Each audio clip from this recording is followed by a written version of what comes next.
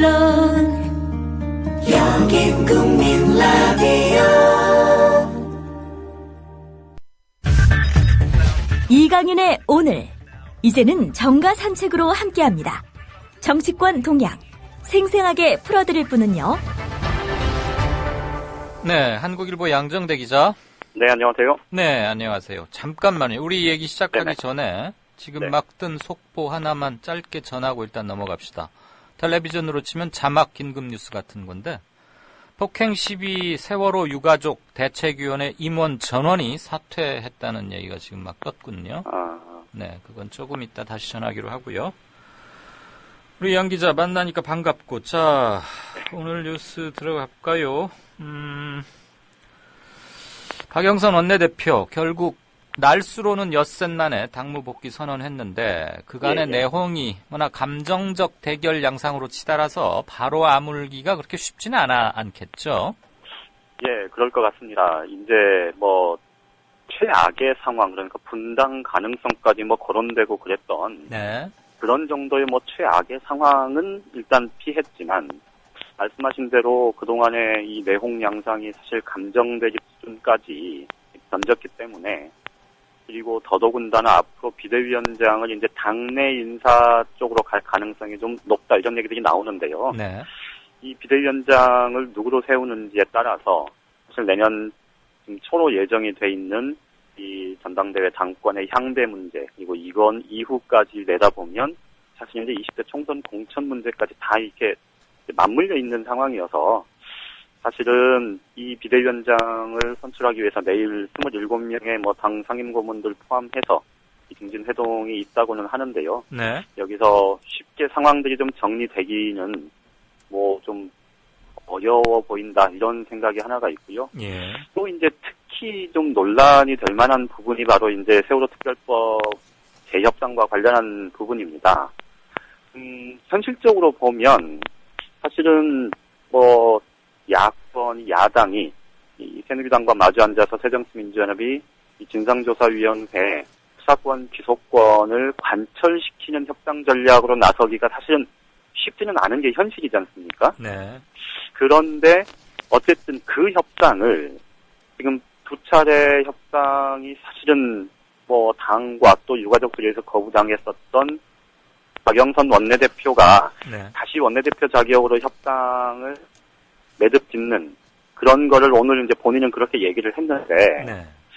사실 그 전후 과정에서 이게 지금 과연 당내 총의가 모아질 수 있을지, 그러니까 같은 내용이더라도 박영선 원내대표로 이 문제를 가져가서는 안 된다는 의견들이 꽤 많이 있을 것 같아서 네. 사실은 좀 또 보기에 계속 답답해 보입니다. 예. 뭐 이럴 때 이제 그 위기 때 전통이나 저력을 확인할 수 있고 느끼는 건데, 그렇게 가망성이 높아 보이지는 않지만 터널의 끝이냐 아니면 또 다른 터널의 시작이냐는 오늘 내일 사이에 좀 일단이 드러나겠죠. 그렇죠. 특히 이제 오늘 박영선 원내대표가 당의 상황이 지금 백척간두에 서 있다, 뭐 이런 말을 했는데, 네. 사실은 그 얘기 할 때 이 부스에 있는, 국회 기자실에 부스에 있는 많은 기자들 사이에서 이렇게 쓴 웃음이 터져 나온 경우가 있었습니다. 네. 그러니까 이걸 백척간두의 상황에 내몬 당사자가 그런 얘기를 하고 있는 건 아니냐, 뭐 이런 지적일 텐데요. 어쨌든 말씀하신 대로 오늘 내일 상황은 좀 지켜보면 조금 가닥이 잡히지 않을까 싶네요. 자연인 박영선과 비대위원장 박영선은 달랐어야 되죠. 여러 소리 할 그렇죠. 필요 없이. 네. 자, 새누리당은 어저께 당청 회동 계기로 아주 노골적으로 강공 드라이브, 청와대나 여당 이렇게 나오고 있는데, 네. 이거 이래도 되는 겁니까? 독주 의사 분명히 한 거죠.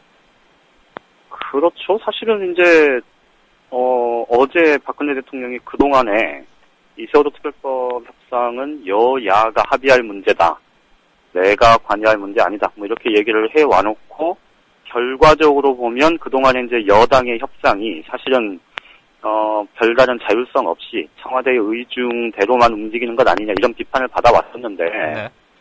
그 상황이 실제로 그랬다라는 게 이제 뭐 만천하에 확인된 것 아닙니까? 예.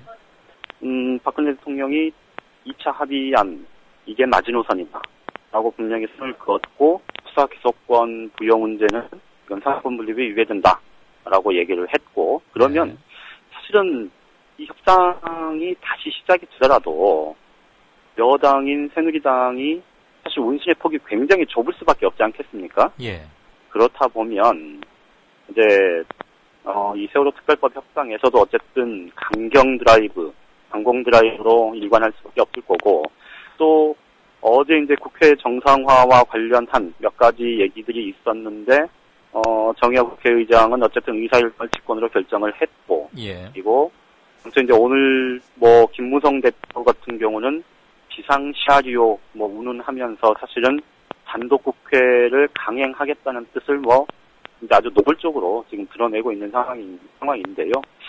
그런데 어쨌든 이제 오늘은 정식 이사 일정이 오늘부터 시작되긴 했지만 교섭단체 대표 연설이 지금 상황에서는 제대로 시작하기는 굉장히 어려운 상황이고 그러다 보니 일단 새누리당도 오늘 내일 정도까지 한개 상임위를 여는 신용 정도는 하겠지만 당장 이번 주에 이렇게 하기보다는 좀 야당한테 계속해서 상임위 열어서 들어와라 이렇게 촉구하면서 좀 명분 쌓는 그래서 다음 주부터는 좀 본격적으로 자기들 뜻대로 국회를 단독으로라도 운영하겠다라는 식으로 지금 방향을 잡고 있는 것 같습니다. 네, 그 사이에 야당이 전열을 얼마나 갖출지 이런 게 문제인데 어쨌거나 이 국면에서 혼자 막 내빼는 것, 더군다나 그게 날치기나 단독 처리로 간다면 그것은 하책인 것 같고요. 그렇죠. 예.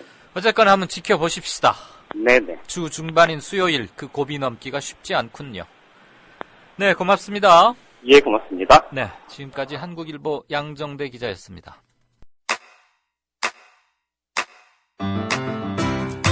국민 라디오 지지하는 4가지 방법 아시나요? 다운로드하기, 별점 주기, 댓글 달기, 구독하기. 국민 라디오를 보다 많은 이들에게 전할 수 있는 가장 손쉬운 방법. 다운로드하기, 별점 주기, 댓글 달기, 구독하기.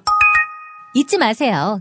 다운로드하기, 별점 주기, 댓글 달기, 구독하기.